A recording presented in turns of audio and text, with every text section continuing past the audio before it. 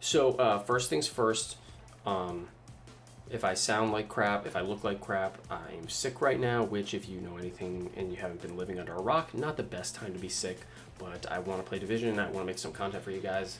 I keep seeing this, so we're just going to roll with it. So first things first, when you complete story mode, you obviously complete story mode on story after you kill, I'm not going to spoil anything, but after you kill the final boss, you're gonna go, and a lot of people are gonna start in hard. Some might skip to heroic for whatever ridiculous reason, but what you're gonna want to do, your first steps, no matter what kind of build you want to build, if you don't want to waste your time, my biggest suggestion is to go and just make an all damage build right off the bat, or try to make something like it. Okay, and what I mean by all damage is every single slot you're going to be trying to go for critical hit chance, critical hit damage in everything. As far as like weapons, critical hit chance, critical hit damage, probably an LMG. I'll post a deeper in-depth video with my current optimized build right now because I'm handling heroics and everything just fine. But for you, maybe stay in hard mode for like an hour or so, okay? An hour or two. Go and farm targeted loot drops, which means if you go and you zoom out, you press up on the D-pad, you're going to be able to see all of these different loot zones. This is just in NYC, but in DC there's a bunch more. And so my best recommendation would be going and farming areas that have chest pieces, areas that have backpack pieces, and areas that have both Petrov defense and Petrov defense group and Providence defense, like this one here in Judiciary Square, because those have the best overall bonuses in terms of damage that you can get. So you're going to want to go and farm those up, farm some Providence defense, farm some Petrov, try and get things that have as much red as you possibly can get on your backpacks, okay? Especially if they have talents like Vigilance, and if you have talents like Glass Cannon. Those are going to be what you're aiming for, because those two alone is going to increase your DPS by 55%, okay? And that's multiplicative. Okay, so these things, even though it seems a little dangerous, like, oh, I take 60% more damage, I take 50% more damage, doesn't matter. That is what's gonna put you over the hump into challenging and heroic. So go and farm up a red build. This one is using a bunch of named items. I can go into that later on, but the goal is get critical hit chance, critical hit damage. Anything else, if it has like a super high roll, or if you're just starting out, go and put it in your recalibration station. And your recalibration library is in DC or in New York City. Go into your recalibration library, you go and look at all these values. It says, oh look, critical hit chance maximum. I can go and slot this in and go and do it.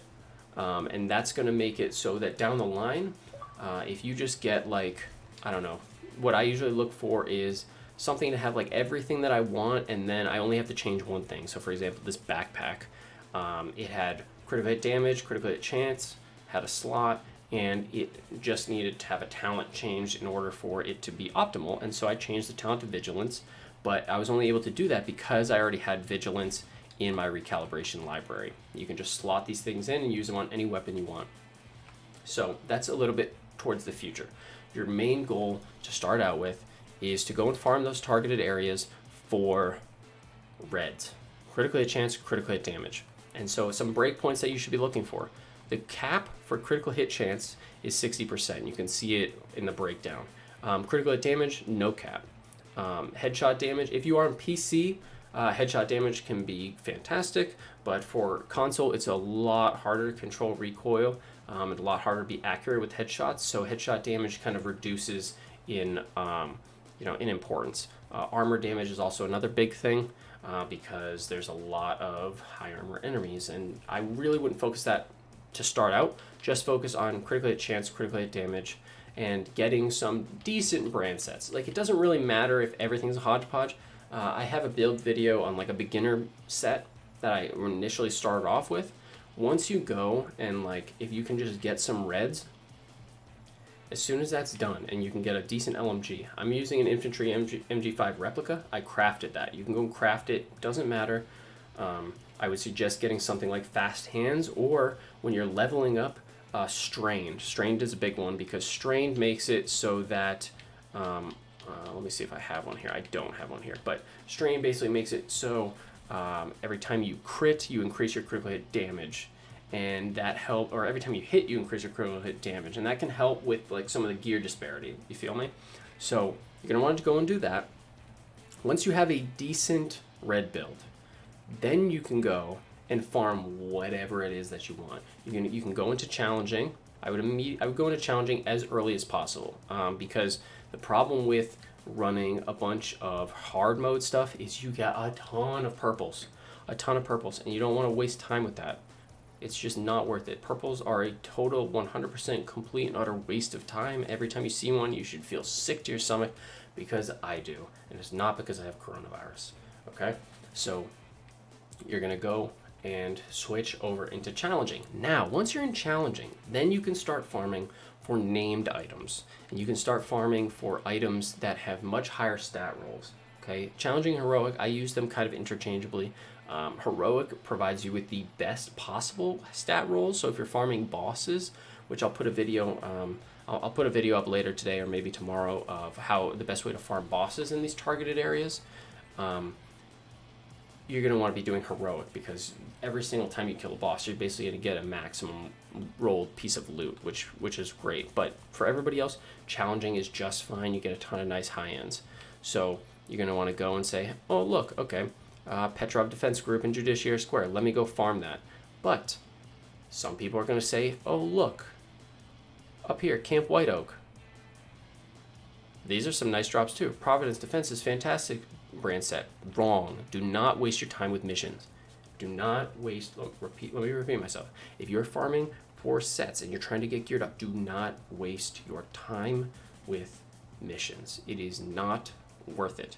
Okay, look, there are 2 bosses in that zone. There are 2 bosses in that zone, which means for like the actual higher quality loot where you're going to be guaranteed a high end, there's only going to be 2 guarantees. Everything else, all the elites in there, you might get some, but the guarantees, only 2 of them. Or, and again, I'll go into this later, you can go and farm a control point in the zone of your choice, and you can farm that, and you can kill a boss once every 3 minutes and get all the gear that you want to get. That would be my suggestion, okay? Now, once you've gotten a decent gear set for challenging, meaning that, your weapon, you're comfortable with it, it's got some crit chance on it, you're getting kind of close to, maybe you're close to the crit cap, or you're like 30% critical hit chance and like 90% critical hit damage, and you want to kind of start trying to optimize. Or maybe you have all reds, but you're running like some pistols and, I don't know, some weird brand sets. Now you're going to want to be focus farming on specific things. So, just for example, let's see, Providence Defense, okay?